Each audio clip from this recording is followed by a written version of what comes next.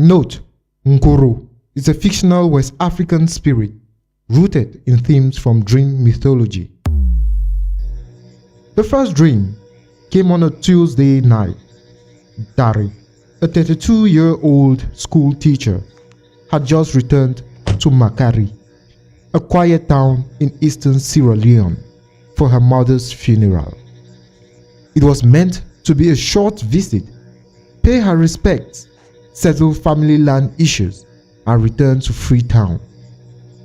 But the dreams began the second night in the old family house. She dreamed of a forest with no sky, only blackness above, branches like skeletal arms, and wind that whispered in human voices. In the dream, she was not alone. A tall figure stood in the distance, head covered in cowrie shells, cloak made of stitched tongues, feet backwards, voice like her father's, only wrong. Come see, Tari. Come see what you forgot. She woke screaming. The windows were open. She had locked them the night before. The next morning, Tari tried to brush off the dream. Stress, grief, her mother's funeral had been a blur. But something gnawed at her. The name she heard whispered in the dream, Nkuru. She had never heard it before, but it sat in her mouth like a curse. When she mentioned it casually to her cousin, Lansana, his face pale. You dreamed of Nkuru? He asked. What's that? He didn't answer, just said, don't speak that name at night, not in Makari. That evening, Tari visited old Mama Nyama, a 78-year-old herbalist who lived near the river bend.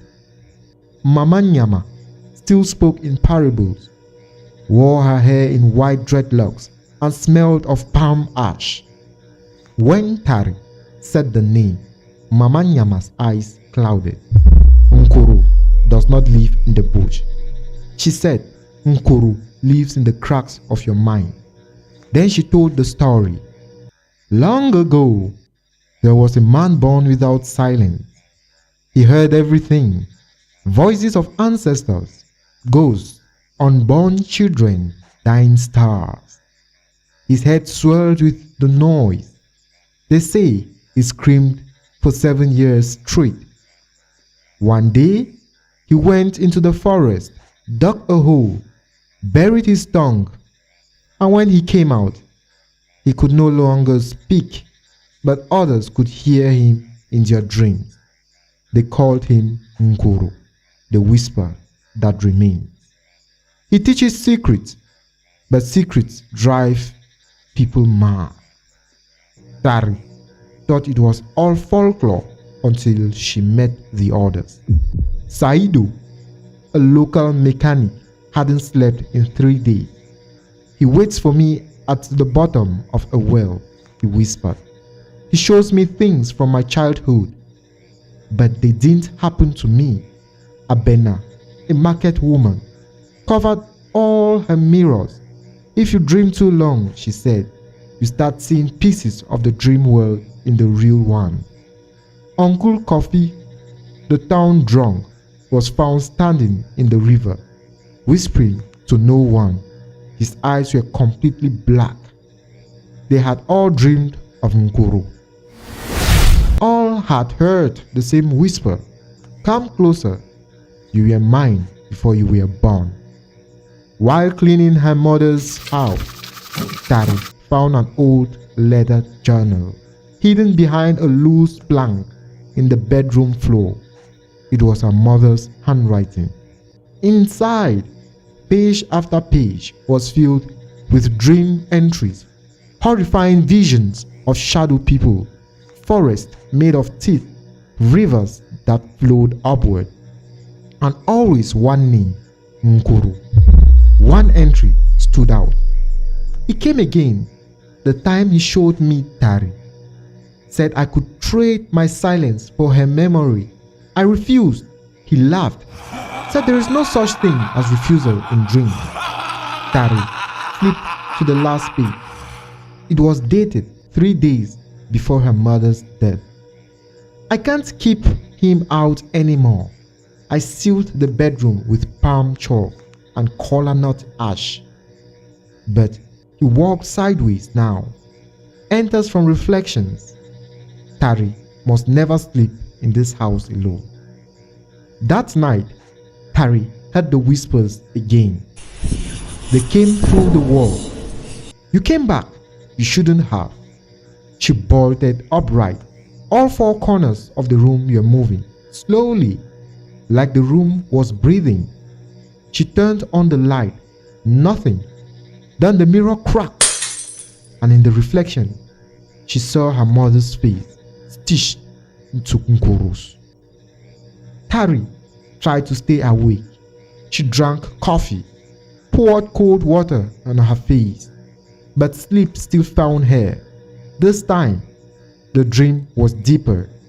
She stood in a classroom. Children sat at their desks, but their faces were blank, literally blank. No eyes, no mouth. They spoke in Nkoro's voice. "We know who you are." One of them handed her a photograph. It showed her mother, pregnant. But the man standing beside her wasn't Tari's father. It was Nkoro. I told her I would give her a daughter. She accepted, but she broke the pact. Tari screamed and woke up in the forest behind the house, not in bed, in the real world. Tari ran back to the house barefoot, branches cutting her feet. The door was open, all the lights off. Her phone was dead. She tried to call out, but her voice cracked like it didn't belong to her. She went to the mirror, saw herself, only her mouth wasn't moving. But she heard herself whisper, "I'm still dreaming. I never woke up." Suddenly, all the walls fell away. She was in the hole from the first dream. Nkoro stood above her. "Now you understand." He reached down and gently touched her forehead. Her vision turned inside out. Tari returned to Makari 7 days later. Or so it seemed. She was found walking down the road barefoot, muttering a poem in an unknown language. She remembered her name, her past, but not her dreams, not Nkoro. But the others remembered, because once she came back, they stopped dreaming of him. He had moved on to her. She was his vessel now. She became the new whisperer. Years passed. Tari remained in Makari. She started speaking to people in their sleep.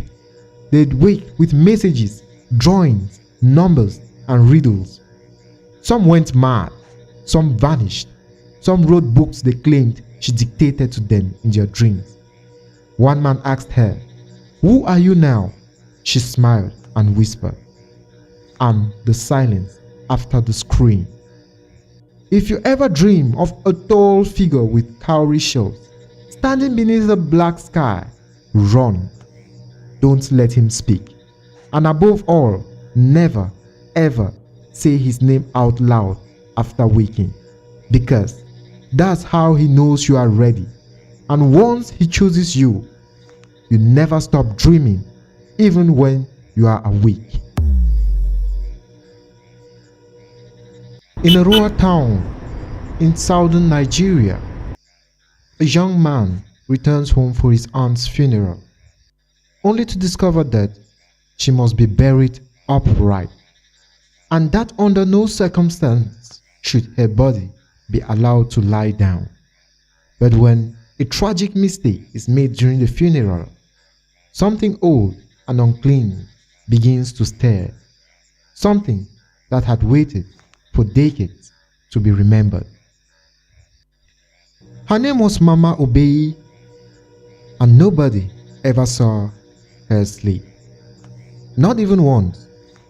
They said she was born face first into the earth, silent and staring, her body twisted as if she'd fallen from a great height. She lived 92 years and never once lay flat. Not when she ate, not when she rested, not even when she wept. She sat, always sat, like something deep in her bones refused the ground. But when she finally died, there was no choice. She had to be buried, and the elders trembled, because in the town of Ogeli, in the delta's winding underbelly, there was an old path. She must never be laid flat, not in death, not in slumber, not beneath the earth, lest the sleeping be disturbed. Obehi's nephew, Efe, returned home the day after she died, a Lagos banker with no patience for rituals. He called the rules backward. We can't dig a deep hole and wedge her upright like a broomstick, he protested. It's inhuman. Chief Honoro, the family head, looked at him with ancient eyes. Not inhuman, the old man said. What waits beneath is. Despite protest, the family prepared the traditional grave, a vertical shaft 6 feet deep, supported by sacred wood and lined with red palm fronds. But the night before burial, the rains came and the shaft collapsed. The family panicked. The priest refused to redo the ritual without delay. The elders argued. Efe stepped in, frustrated. Just bury her like a normal person, he snapped. Against the warnings, they laid her flat. It rained all night. The sky was angry, and something else moved. That night, dogs refused to bark. Chickens stopped clucking. The frogs fell silent. And at 3:07 a.m., a child screamed in her sleep. She said she saw Mama Obehi walking through the cassava fields, her mouth open too wide and her hands dragging behind her like broken sticks. 2 days after the burial, Efe began to hear scratching. At first, he thought it was rats in the ceiling of his aunt's house, the same house he was now cleaning to sell. Then he heard it behind the wardrobe, then under the bed, then from inside the wall. Scratch, scratch, scratch. That night, he dreamed of the funeral. But in the dream, the coffin was open, and Mama Obehi's face was still smiling, wide and wrong. I told you, she hissed. I don't lie down. He woke gasping. The sheets were torn, and the bed frame had deep grooves, as if something had tried to claw its way out from under the mattress.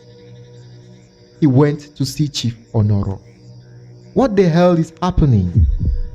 The old man poured palm wine slowly. You should not have forced her down.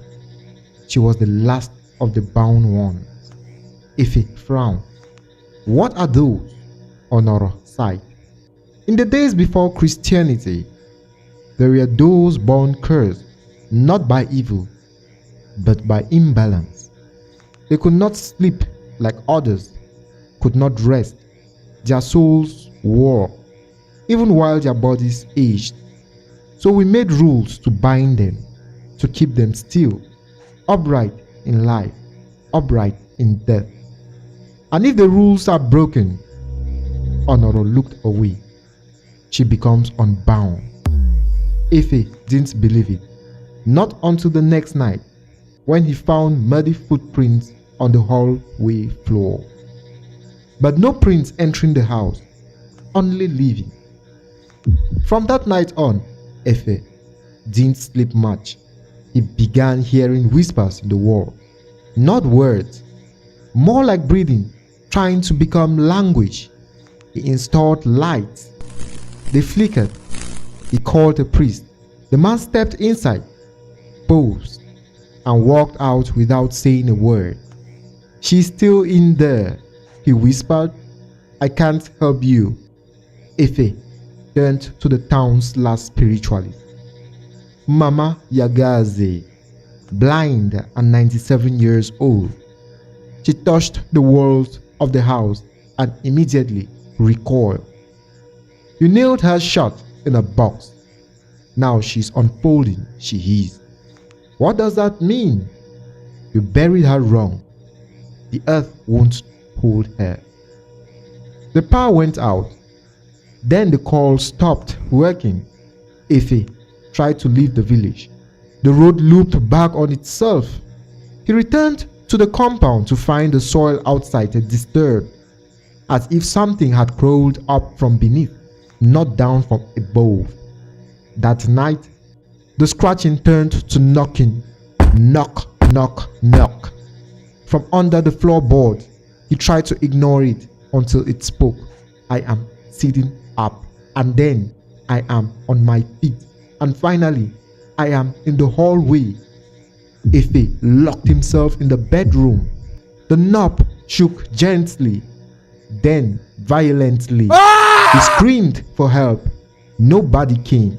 Then he heard the singing, Mama Obehi's lullaby, the same one she used to hum when braiding hair.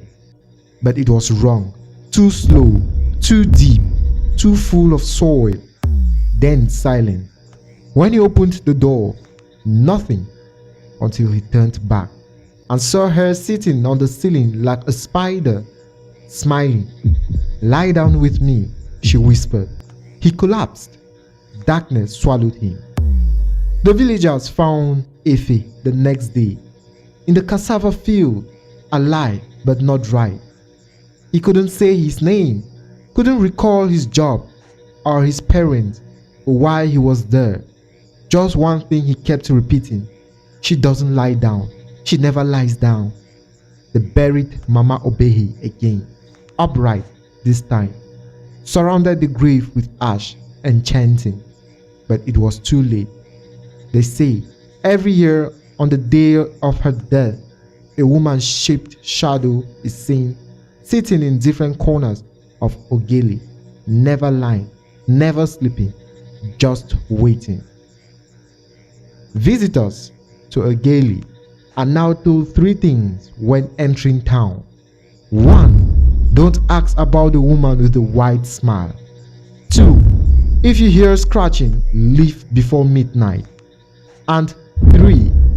Never, ever lie down in her house, because Mama Obehi doesn't like company in the dirt, but she will welcome you if you are willing to sit forever.